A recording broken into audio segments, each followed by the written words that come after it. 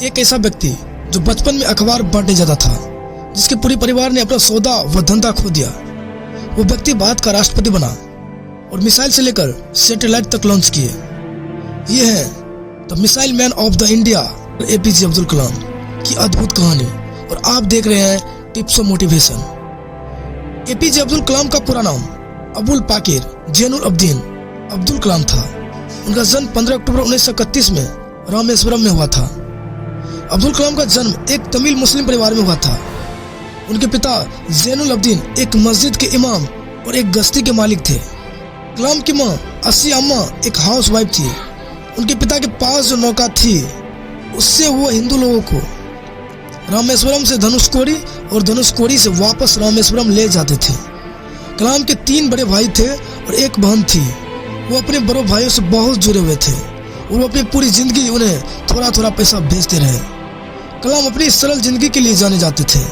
उन्होंने कभी टीवी नहीं खरीदा और उनकी आदत थी रोज सुबह 6:30 से 7 के बीच उठना और रात को 2 बजे तक सोने की।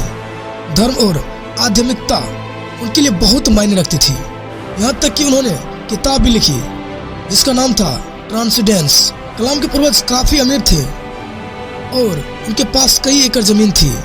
जब बम्बन पुल का निर्माण हुआ तब उनके परिवार ने लोगों को लाने ले जाने का व्यापार पूरा खो दिया, क्योंकि अब पुल होने की वजह से गश्ती के लोगों की जरूरत नहीं रही। इस घटना के बाद उनका व्यापार तो तहस नहस तो हुआ ही, लेकिन साथ ही साथ उनके पैसे और जमीन भी धीरे धीरे खत्म हो गई। कलाम के जन्म होने तक उनका परिवार गरीब हो चुका था। कलाम को छोटी उम्र में ही अखबार बांटने जाना पड़ा। जब वो स्कूल गए तब उनकी अंक काफी साधारण आते थे, लेकिन शिक्षकों के द्वारा उन्हें हमेशा एक गजब और मेहनती छात्र बोला गया और उनमें हमेशा एक चाहत थी पढ़ने का। वो हमेशा गणित पर घंटों तक काम करते थे। स्वार्ट्स हायर सेकेंडरी स्कूल में अपनी पढ़ाई पूरी होने के बाद वो तिरुचिरापल्ली चले गए, जहाँ पर उन्होंने सेंट जोसेफ कॉलेज में दाखिला लिया और वो 1954 में फिजिक्स के ग्रेजुएट बने। 1955 में मद्रास चले गए और air space engineering Madras institute of technology से की। जब वो प्रोजेक्ट पर काम कर रहे थे तब उनके कॉलेज के अध्यक्ष ने उनकी प्रगति देखी और वो उससे बिल्कुल प्रभावित नहीं हुए और उन्होंने कलाम को बुलाया और बोला, अगर तुमने 3 दिन के अंदर अपना प्रोजेक्ट पूरा नहीं किया तो तुम्हारी स्कॉलरशिप वापस ले ली जाएगी। कलाम को इंडियन एयर फोर्स ज्वाइन करने की बहुत इच्छा थी, लेकिन वो सिर्फ एक पोजीशन से रह गए थे। वो 90वें स्थान पर थे और सिर्फ 8 पोजीशन खाली थी। मद्रास इंस्टीट्यूट ऑफ टेक्नोलॉजी से 1960 में पढ़ाई खत्म करने के बाद कलाम एरोनॉटिकल डेवलपमेंट एस्टेब्लिशमेंट के साथ जुड़ गए। वहाँ पर वे एक साइंटिस्ट की तरह जुड़ गए। उन्होंने अपना कैरियर एक छोटे होवरक्राफ्ट के डिजाइन से स्टार्ट किया। कलाम इन स्कोपर कमेटी में भी शामिल थे, जहाँ पर उन्होंने विक्रम साराभाई के अधीन काम किए। विक्रम साराभाई एक बहुत ही जाने माने एक स्पेस साइंटिस्ट थे। फिर 1969 में इसरो यानी इंडियन स्पेस रिसर्च ऑर्गेनाइजेशन में तबादला हो गए। इसरो में वो इंडिया के पहले सैटेलाइट लॉन्च व्हीकल जो कि SLV-3 में प्रोजेक्ट डायरेक्टर थे। व्हीकल में रोहिणी सैटेलाइट को धरती के ऑर्बिट पर रखा।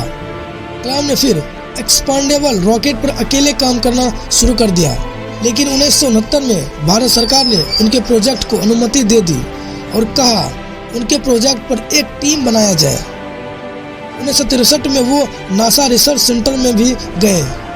राजा रामानंद ने कलाम को बुलाया भारत का पहला परमाणु परीक्षण माइलिंग बुद्धा को देखने के लिए। कलाम प्रोजेक्ट डेविल और प्रोजेक्ट वायलेंट पर भी काम किया। इन प्रोजेक्ट्स पर उन्होंने बैलिस्टिक मिसाइल बनाई। यूनियन कैबिनेट ने कलाम के प्रोजेक्ट को अनुमति नहीं दी थी, लेकिन फिर भी प्रधानमंत्री इंदिरा गांधी ने गुप्त रूप से उन्हें धन दिया ताकि उनके एरोस्पेस के प्रोजेक्ट पूरा हो सके। फिर कलाम ने यूनियन कैबिनेट को इन प्रोजेक्ट्स के बारे में बताया और उनकी महत्वपूर्णता समझाई। इन सब चीज़ों ने कलाम का नाम बहुत ऊंचा कर दिया, इसीलिए भारत सरकार ने उनको उच्च मिसाइल प्रोजेक्ट्स चालू करने के लिए बोला। काफ़ी सारे मिसाइल प्रोजेक्ट्स में भागी रहने की वजह से उनको the missile man of India भी कहा जाता है। अग्नि मिसाइल और पृथ्वी मिसाइल को बनाने में कलाम का बहुत ही बड़ा योगदान था। पृथ्वी और अग्नि मिसाइल की बहुत आलोचना हुई क्योंकि उनको बनाने में काफ़ी समय और पैसा लगा और उनका मैनेजमेंट ठीक से नहीं हो सका।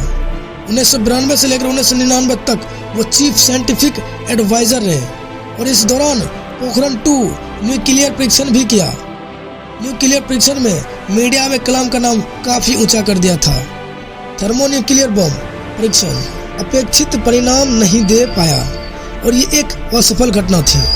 उन्होंने कलाम की आलोचना की और कहा कि जो उन्होंने रिपोर्ट दी है वह गलत है, लेकिन फिर चिदम्बरम और कलाम दोनों ने इस बात को खारिज कर दिया। फिर कलाम की जिंदगी में बहुत बड़ा मोड़ आया। 10 जून 2002 को एनडीए यानी नेशनल डेमोक्रेटिक अलायंस ने कलाम को राष्ट्रपति के लिए नॉमिनेट किया। समाजवादी पार्टी और नेशनल कांग्रेस पार्टी दोनों ने इस बात का समर्थन किया और फिर वे भारत के 11वें राष्ट्रपति बने। 2002 में चुनाव हुआ और कलाम ने विशाल जीत हासिल की। उनको 9 लाख से भी ज्यादा वोट्स मिले और उनके प्रतिद्वंदी लक्ष्मी सहगल को करीबन 1 लाख ही वोट मिले थे। ये जीत बहुत ही बड़ी जीत थी। कलाम को भारत का सबसे बड़ा सिविलियन सम्मान भी दिया गया। भारत रत्न के साथ साथ पद्म भूषण से भी सम्मानित किया गया। जब तक वो प्रेसिडेंट बने रहे तब तक वो लोगों के प्रेसिडेंट के नाम से प्रचलित हुए।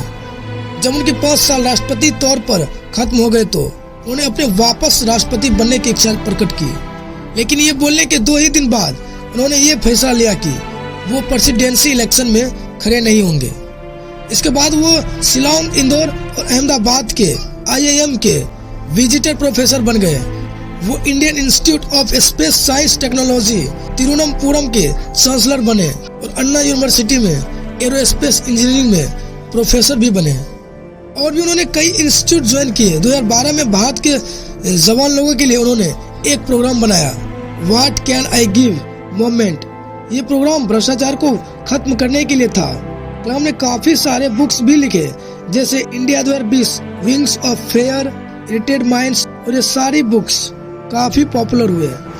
27 जुलाई 2015 में कलाम शिलांग चले गए जहां पर उनको क्रिएटिंग ए लाइवेबल प्लेनेट अर्थ पर लेक्चर देना था। ये लेक्चर IIM शिलांग में देना था। जब वो सीढ़ी चढ़ रहे थे तब उनको कुछ बेचैनी सी हुई और ऑडिटोरियम में जाने के बाद उन्होंने थोड़ा आराम किया। 6:35 पर लेक्चर शुरू होने के सिर्फ 5 मिनट ही हुए थे और वो गिर गए। फिर बैथनी हॉस्पिटल में भर्ती कराया और 7:45 पर दुनिया छोड़कर चले गए। उन्होंने अपने आखिरी शब्द सृजन पाल जी से बोले। उन्होंने कहा, funny guy, are you doing well. APJ Abdul Kalam सबके लिए प्रेरणा के स्रोत बने हुए हैं, खासकर युवा उनको अपना आइडियल मानते हैं। तो ये थी डॉक्टर APJ अब्दुल कलाम की कहानी। आपको यह कहानी सुनकर कैसा लगा नीचे कमेंट में जरूर अपनी राय दें। तब तक के लिए जय हिंद, जय भारत।